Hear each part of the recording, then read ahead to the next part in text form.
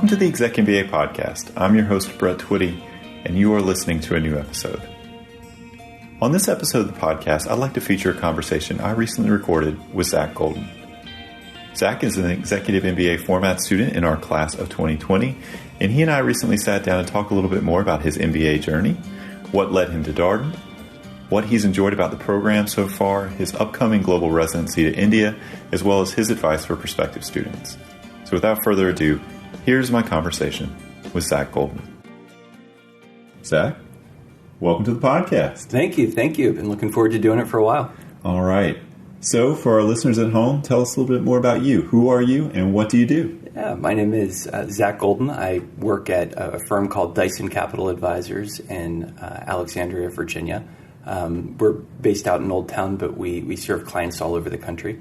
We're a wealth management firm, so we do your traditional investment advisory work, what we call financial administration, so balance sheet, income statement for families, and just a variety of special projects too.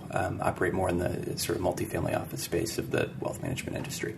So let's talk a little bit more about your background. What did you do before your current role? So I've had actually a few different roles. I actually started out working on Capitol Hill when I graduated from college. So I worked in kind of the budget tax policy arena a little bit immediately after college for a senator from Virginia. And then I worked on a few statewide political campaigns, and I sort of landed, through a few, kind of mutual connections and folks that I sort of networked with over the years, and kind of a wealth management position. So it's been at the end of the day, it's all kind of about relationships. So, they seem like completely different industries at first glance, or professions at first glance. But it very much is about building relationships and building trust, with folks you're working with. So, given your background, having worked in politics and obviously the work that you're currently doing, had you thought about an MBA for a while? Was it a relatively recent idea? Curious about the sort of arc of that story. Yeah, I did think about it pretty much from the time that I graduated from. I graduated from George Mason. That was my undergraduate institution, and I did think about it on and off for, basically from my age 22 until I ended up coming to Darden. I graduated from college in 2009, sort of in the depths of the Great Recession, and the debt aspect of it scared me. And really, as I got into my late 20s, I didn't want to look back at my career and regret not doing it, because it was something that I had always aspired to do. And as I looked out over the next 5 years, I was thinking to myself, as I have kids and as I, kind of build a family and put down roots in Northern Virginia, it'll only get harder to do something like this. Having said that, a number of my colleagues in, my class, are perfectly capable of getting through the program just fine with kids and families. But I was just worried that would be another barrier. So that's why I ultimately took the plunge. So one of my favorite admissions events that we did last year, one that you were instrumental in helping us coordinate, was on Capitol Hill. And we went there with some current students, an alum of the program as well, to talk a little bit more about the value an MBA can have for someone with a political background. And obviously you have a political background. And I'm curious, for those listeners who may share a similar background, maybe thinking about an MBA, maybe they want to stay in politics, maybe they want to move out of politics, what would you advise them to think about? What's the value for someone who comes from the political world of this particular educational experience? Yeah, I think there's a ton of value. When you come up in politics and a lot of roles in the policy world, you're very much, you don't get formal management training on how to lead an organization, how to lead people. You can read books and read blogs or whatever, but until you're in a classroom and taking a class like leading organizations and reading kind of that academic research around the best thinking on those topics, you really don't know how to kind of optimize both from a structural standpoint and just an interpersonal standpoint with folks you're working with. an MBA really gives you those tools. And so I actually think a lot of folks, specifically, in Capitol Hill and certainly on campaigns too, would really benefit from, the sort of formal management training that you see a lot more in the corporate sector than you do in the public and political sectors. So as you did your research, what about Darden's program in particular resonated with you? What stood out? You talked about some of the timing, some of the factors that you were thinking about that said, okay, now is the time for me to do this. But what about Darden stood out? Yeah, I think the first thing was I knew that I wanted to continue living in Northern Virginia. I really enjoy it here. I really enjoyed the D.C. area. And I wanted to kind of find the best program that maximized, the Virginia network. And Darden certainly met that standard. The second thing was, going back to school, I didn't want to, just go to a classroom and be lectured to, because I know myself, and, I remember my undergraduate years, and those were always the classes that I, liked the least and was probably least engaged in. And the case method really stood out to me as something that would help my learning. And it certainly hasn't disappointed. The level of expectation and being prepared for class, and, kind of knowing that you can be called on at any time, and knowing that, your opinions or your perspective on the case and the work that you did on the case is going to help guide the discussion and move the class forward. I think really kind of brings out the best in me as a student. And the other part of it is you really, at first I was a little skeptical of this, but you really do learn from your colleagues in the program. Folks come from a variety of different backgrounds, and some are more quantitative, some are more, have different skills, different backgrounds, and you do learn from everyone. Courses touch every topic, and it's really valuable. So, the case method is one of those things that can be a little mysterious to prospective students. It doesn't immediately give away what it is. It's not one of these words or concepts you would immediately know if you're just walking around on the street. How would you describe it to a prospective student? Demystify it a little bit for us here. Yeah, I think it's learning through, kind of learning through real life scenarios and real life situations. Sometimes you're given a technical note that lays out, here's what a balance sheet is, here's what an income statement is, here's what a statement of cash flows is, here's how they work together. But most of the time you're given, a case that's about a real company, and most of the time it's, it's a true story. And you're asked to analyze the case and answer questions on what would you do and why would you do it. And answering those two questions really, drive a lot of the classroom discussion. That's what the case method kind of is, in my experience. Yeah, and to your earlier point about learning from your classmates, it does create a platform for that. It's not something you don't have to go ask your classmate, well, how do you think about this problem? Because you get to hear about it in class. Exactly. And, what Darden does a really great job of is in that first week, we call it, LR1, Learning Residency 1. We get in there and you're confronted on your first week with some very challenging cases, and nobody knows the answers, and nobody's received the formal instruction, sort of required to, perfectly analyze the case. And everyone is on a level playing field and, able to, not have all the answers and kind of, in a way, kind of be vulnerable and speak in front of the class and with some level of uncertainty. And what that does is it very quickly builds a comfort level throughout the class to be able to volunteer and kind of put your thoughts forward without fear of being wrong or having anyone sort of judge, your intellect, your ability to pick up the information based on what you're saying. So we talked a little bit about the case method. I'm curious, as you adjusted to being back in school, which we do talk with prospective students about this being one of the bigger learning curves, right? Because you're going to have homework again, you're going to have exams again. What were some things you learned along the way? Anything that you wish you would have known, or tips that you might have for people who are thinking about negotiating, fitting school into your life? It definitely is a commitment, and it is a sacrifice. But I think that's certainly what makes it rewarding and something to kind of be proud of as you complete the program. I would say getting used to the idea of always having something to do outside of work. When you're watching a football game on Sunday afternoon or something like that, it's always in the back of your head that, on Tuesday night you do have a synchronous class, and there is a case for that, and, you might have to prepare something for it.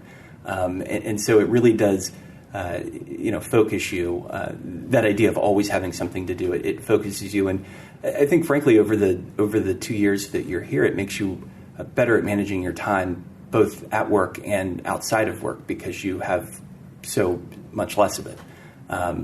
Over time, you do adapt and you get used to it, and it's not anything that is too difficult to handle, but it certainly does require an adjustment period. For me, I think that adjustment came probably after the third quarter, where I really felt like I was comfortable with kind of the operating rhythm of both working and going through the program. Yeah, that's so interesting, because we generally do say it takes about 5 or 6 months, which would be, right after quarter three. For those of you listening who may be less familiar with what a quarter means here at Darden, yes, there are years that have 6 quarters in them, 5 quarters in them. Yes, a quarter is a 2-month period, and it's how we sort of parcel up the years, or the time that you're here to sort of move you through the program. So quarter three, as Zack notes, is actually the second domestic quarter. You do find yourself sort of living your life in these, 8-week increments, and it's amazing how fast it goes by when, you have the beginning of a course and an exam all in this 8-week period that goes by very quickly. Yeah, every couple months you get new classes, and that's also one of the things that why the program probably feels like it has this momentum to it, is to Zack's point. There's not really a lot of downtime. There's not any time that you're sitting around wondering what's the next thing that I'll have to do. So what have been some of the highlights of the program so far? Things that you've really enjoyed, or the impact that you feel like the program's had for you? Well, I haven't done my international trip yet. I'm going to India next quarter, actually, in quarter 9, or quarter 8, rather. So I'm sure that will be a highlight. From what I've heard from my colleagues, those trips are a highlight for everyone. I would say, LR1 was just the initial kind of kickoff of, being in Charlottesville, being on grounds at the University of Virginia. It's certainly a place that gets you excited about learning. That was a highlight. Getting to know everyone, in very short order. You're thrown in there with both cohorts, and you have to meet a lot of people quickly, and it's both fun and challenging. But I would certainly say that was a highlight. Yeah, that is always for us as an admissions team one of the highlights of the year, because we work to build the class over these rounds, right? So we start in September, go all the way to June, but we kind of know the class is like September round, October round, November round, and so the first time we actually get to see the class as a full class is there on the first day of LR1 in the Abbott Auditorium and on grounds in Charlottesville, and that's always a really exciting time. And the other thing is, the first day of school always feels like the first day of school. Doesn't matter, your college, high school, graduate school. Everybody's new and really is excited to get to know each other, and that feeling never gets old to me. I always enjoy that sort of excitement. Yeah, I did too. It was it was a lot of fun, and looking back on it, I did meet a number of folks that I will probably consider lifelong friends in that very first week. And being a little more than halfway through the program now, it's funny, we kind of look back on it and still have shared jokes and shared experiences from that first week. It's a not difficult to get through. It's a challenge, but it's also a lot of fun. And having those shared experiences in that first week, I think really allows you to kind of have a foundation to build lasting friendships throughout the program. We say all the time that each executive MBA program has its own culture. And talk about Darden as a place where relationships matter, that you can form these kind of relationships. If you were to describe the Darden culture to a prospective student, or what you think of when you think about your experience here at Darden, What comes to mind, or do you have a story that you think is emblematic of it? I'm curious about what your take would be. This is a question we get on the phone quite a bit. Yeah. That's an interesting question. I think in terms of culture, I think a lot of my colleagues maybe this is my view and I'm kind of projecting it on everyone else, but making the most of each phase of their life and the experiences that they're having, kind of being present in that experience and making sure that you're optimizing it. I guess this probably isn't a story, but sort of a recurring. We have social outings every on grounds, and the turnout is exceptionally high, even at this point, in the program for us, when you would think we would, all potentially be tired of each other at this point, or so used to the rhythm of the program we wouldn't keep coming out. But I think people are very dedicated. Folks are really dedicated to building those relationships and making the most of their experience. Probably, going back to the highlights of the time at Darden so far, one of our, I think, particularly fun social outings was when the University of Virginia was in the Final Four and ultimately went on to win the national championship. That was a lot of fun. We all kind of felt like UVA undergrads in Arlington, rooting for the team. So yeah, it's a good time to be at the University of Virginia in any way. I think this represents a certain peak for athletics. We're sitting here recording this on Monday night. Zach is kind enough to come in on a Monday night to record the podcast. UVA football is now 3-0, fresh off a victory over Florida State.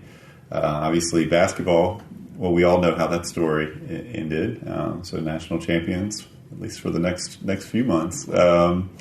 So it's a good time to be a Cavalier. And it was actually great. I think it really speaks to the reputation of the university. I saw something that the basketball coach Tony Bennett rejected a raise to give other athletic programs at UVA more money. So I thought that was a pretty selfless and really spoke to kind of the culture at the university.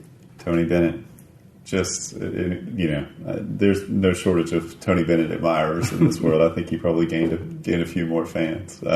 So how did you pick India as your global residency? What attracted you to that location? I thought that I wanted to go to an emerging market because I didn't think that I would necessarily go there on my own at some point in my life. I've always been, interested in India, but I did want to do, either China or India and not Europe, just because, I anticipate that I'll probably go to most places in Europe. And I kind of wanted to really challenge myself to go somewhere new, unlike anywhere that I've ever been, and somewhere that I, wasn't sure I'd ever get to.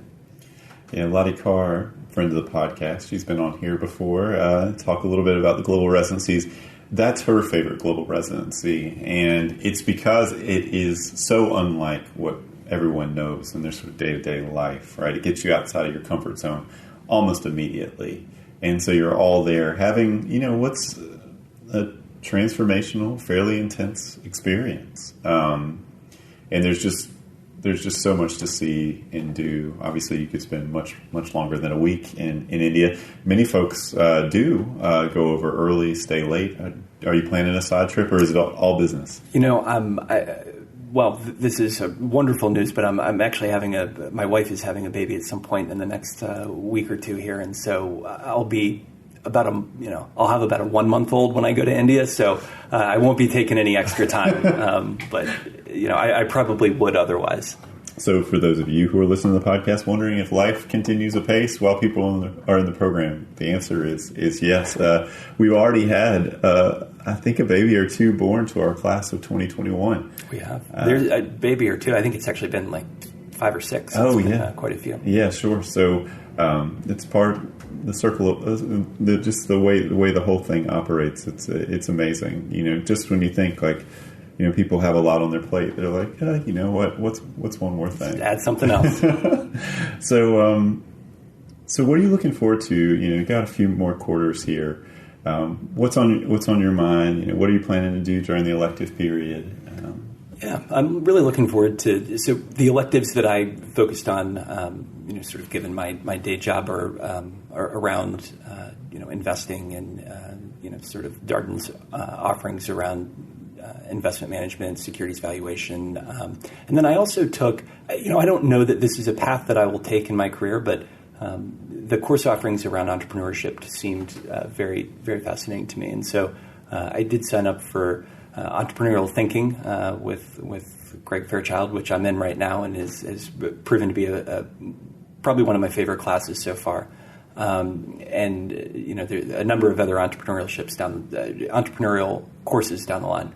And so, I like I said, I'm not sure that that's the path for me. Maybe a little too risk averse for something like that. But what Darden does an exceptional job of is giving you sort of the tools and environment to figure out if this is right for you. And so I kind of look forward to going through that journey.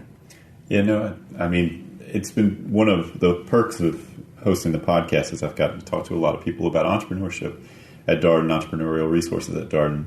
I've learned a few things along the way. One thing that I've learned is that my impressions of entrepreneurship, it being risky or this kind of, actually, when you approach it with an effectuation mindset, a lot of either small bets or essentially trying to go to market as quickly as can to figure out, is there a market for this at all? It de-risks the whole enterprise. And entrepreneurship is both a thing and also a mindset, right? Sort of that ownership mindset, how you think about approaching your work and solving problems, that it's an orientation as much as anything. It is. And, that's been I think probably in Greg's class, it's been one of the real takeaways is entrepreneurship isn't just starting the next Facebook. Entrepreneurship is, doing a side job and seeing if you can make it work. And if you can, thinking about making it a full-time job. It's a process, and, you don't have to try to build $1 billion company overnight. You might just be doing something you enjoy doing and making a little money at it on the side. And kind of having a broader definition of entrepreneurship, I think, is valuable for all of us in the class. You're right that I think when most people think of entrepreneurship, people's minds tend to go to the sort of unicorn, Silicon Valley, Airbnb, Facebook, exactly. Twitter, et cetera, which they all started somewhere, yeah. Right? So this is typically the part of the podcast where we ask people for advice for prospective students. Obviously, you've shared a lot already about your experience and sort of things you've learned along the way. For people who are just starting out, thinking about an MBA, looking at Darden, what would you encourage those folks to think about? Well, first I would encourage folks to just, if you're thinking you might be interested in it and it's something that at some point you might regret not doing, just go ahead and apply. The application, it is a real application. It takes some time and some effort to get through it, but it's not such a time investment that if things don't work out, if you change your mind, that you've wasted months of your life. It is manageable. And the other thing is, I personally maybe had a little bit of a fear of rejection in the back of my mind that was holding me back from applying. And going through the process and understanding it and just getting started on it. I think mostly if you're the kind of person who's thinking about an executive MBA or an MBA in general, you're probably the kind of person who is, pretty competitive, not with others, but even with yourself. And once you start going down the process of taking the standardized tests and writing the essays and, going through the application, you'll find yourself really pushing yourself to put, your best forward. And so just getting started and taking the plunge and making the decision to, affirmatively get through this and do it, that would be my advice, is taking the first step and just getting started. Yeah, it is something that you can spend a lot of time thinking about. And we certainly talk to prospective students, and this is not a criticism in any way, but this may resonate with some of you listening there who think about this for several years, or longer than that. And there does typically come a time, there is not just there's not one great time. For most people, it's windows of opportunity where they think it might make sense in their life and all that they have going on. You're always going to be busy. I think the truth is that most people's lives don't get any less busy with each passing year. And there is some value in just getting into the application process because it forces you to reflect a lot. There's a fair amount of introspection that comes with the essay questions that we ask. Just the process of having to tell your story, to talk with an admissions committee member about why you want to do this, why you want to come to Darden. And there's a lot of value gained from that, as Zack notes. Even if you choose not to pursue an MBA, you spend a lot more time sitting with that and forced to sort of confront it in a way that probably feels a little bit more real than if you were just sitting at home sort of mulling it over endlessly. Yeah, and I think actually I had arrived at both conclusions at one point in my life. I don't know if you remember this, Brett. We initially met, maybe in 2016, I think it was, about potentially applying, and I was very interested and intended to apply, and kind of talked myself out of it, and thought maybe it was a little, too much at that point in my late 20s. And then in 2017, I'll never forget it. It was I went to Costa Rica that Christmas, and I was sitting on the beach in Costa Rica, and I was thinking to myself, I don't want to have any regrets on this. I'm going to do it. And I actually emailed Brett from Costa Rica and was like, hey, can we get together? And I just want to make sure, talk about restarting the admissions process. And he got right back to me. And, by the end of January, I got most of my application material in. I think I, took the standardized test in February, and I was in for the March 31st deadline. So, it was... You can go back and forth for a long time, and just because you don't think it's the right time for you at that moment doesn't mean that the door is shut forever. Oh, for sure, and we know it's a process for everybody, and I think that's one of the reasons why we make so many opportunities for conversation along the way, whether it's a one-on-one in person, a phone conversation, whether a small group chat, networking dinner. We do networking receptions where you have a chance to meet a lot of different people, prospective students, alumni, maybe a current student or two, admissions folks. You can come for a class visit, which I think is as helpful as anything. The class visit was really helpful for me. I mean, just talking to current students and realizing that folks have the same insecurities and the same fears and worries that you do. And they overcame them, and everyone is certainly in the Darden community is very encouraging and supportive as you try and figure out if it's the right decision for you. And you're right to bring up the point about sort of feeling insecure. I do think for almost anyone that I've encountered over the 4.5 or so years I've been at Darden, the application process makes people feel insecure. The process of thinking about going back through an application process makes people feel insecure for a variety of reasons. I think, we've all applied for college. Some of us have applied for grad school. We know that experience is a stressful experience. There's a little bit of a triggering thing that happens. You sort of talk about that. And, I also think there's a tendency for exec candidates to assume that everyone else is more qualified than they are. Just sort of full stop. Everyone else is more qualified. Everyone else has more of a quote-unquote appropriate background for this than I do. I'm not the right kind of person. I'm not X, Y, or Z. And the thing I always come back to with prospective students is we want a lot of different kinds of people in the room. So needless to say, if you're feeling a little vulnerable, a little uncertain about this, that is a common feeling, and we understand that. And I think the best way to sort of work through that is to focus on learning as much as you can, engaging as much as you can with these big questions. And really the big questions for the admissions process. Why do you want to get an MBA? Why do you want to come to Darden? And what do you want to do post-MBA? And having the confidence and knowing that the experience that you bring in your background is valuable and that other people will learn from it.